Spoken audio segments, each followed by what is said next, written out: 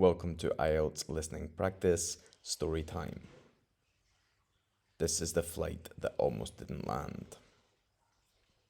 The flight that almost didn't land.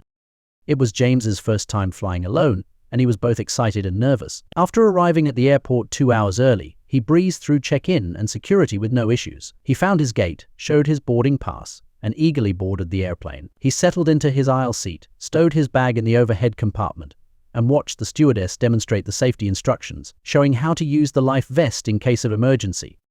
The plane began to taxi down the runway, and soon enough, they were taking off smoothly into the air. But as they reached cruising altitude, the pilot's voice crackled over the intercom. "Ladies and gentlemen, we're expecting a bit of turbulence ahead, so please remain seated."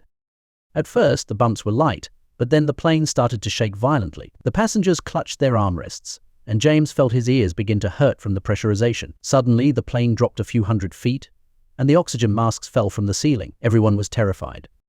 The pilot reassured them that turbulence would pass and that they'd be fine, but the turbulence continued for an uncomfortably long time. James put on his headphones and tried to focus on the in-flight entertainment to calm his nerves, but the shaking made it impossible to relax. The plane was supposed to land in 2 hours, and he hoped they'd arrive safely. That solution doesn't work, and another more difficult problem emerges. Just when things seemed to settle, the pilot made another announcement. "Ladies and gentlemen, we're experiencing a technical issue. We may not be able to land at our scheduled destination due to a problem with the landing gear. We will have to circle the airport while we assess the situation." James's heart sank.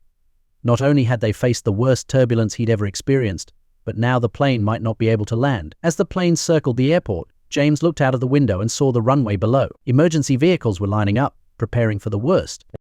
The stewardess moved through the aisles, making sure everyone was calm, while the pilot explained they would try a touch and go landing to see if the landing gear would work.